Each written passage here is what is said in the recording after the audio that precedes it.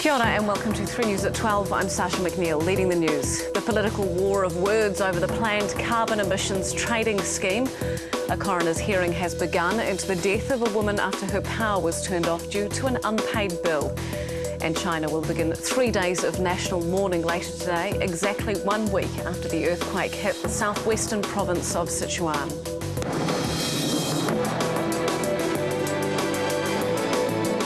This is 3 News. The Prime Minister is defending the controversial emissions trading scheme against National's claims that the process has been rushed. National leader John Key yesterday revoked his party's support for the scheme, which has put the pressure on Clark and her coalition. Rebecca Wright reports. All right, and don't forget you can catch extended coverage of our stories on our website, and that's 3news.co.nz.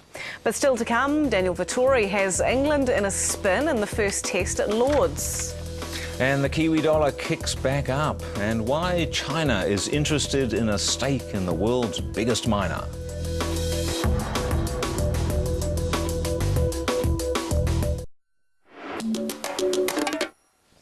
Good afternoon. The New Zealand share market barely moved this morning. The NZX 50 is up just the 1 point. The Australian index in its early trading is up 21.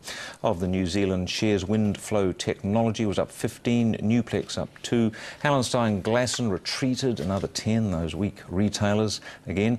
Air New Zealand was down 2 with that strong oil price, and Ryman Healthcare was up 3. The New Zealand dollar is at 77.17, so it's come off a bit this morning against the US, and it's at 80.89 Australian cents. And the oil price, West Texas price, is at 126.38, so it's off that high of 127 it reached over the weekend, and Brent is 125.10, and the gold price is up $2.65. And that's it for ASB Business. Sasha. Thanks, Michael. To sport now, and the weather hit first test against England looks destined for a draw after 4 days. Daniel Vettori took 5 wickets to restrict England's first innings to 317. The Black Caps openers reaching 40 without loss at stumps with only a day left to force a result. Ross McNaughton reports. Well, coming up, the top half of the North Island is also a little wet. Weather's next.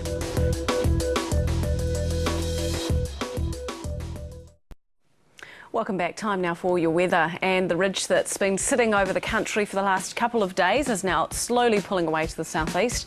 Meanwhile, the low is slowly tracking towards us from the Tasman. So there could be some patchy drizzle about the fjords, but otherwise it's mainly fine across the South Island.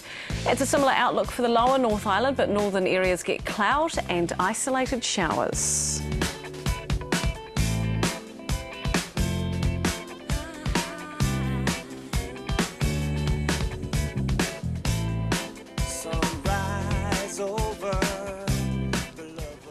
Now a quick look at our top stories today.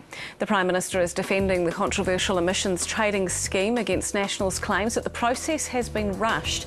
National leader John Key yesterday revoked his party's support for the scheme, which has put the pressure on Clark and her coalition. China will begin 3 days of national mourning late today, exactly 1 week after the earthquake hit the southwestern province of Sichuan. The official death toll has reached 32,500, but it's now a race against time to find any more survivors among the thousands still buried beneath the rubble.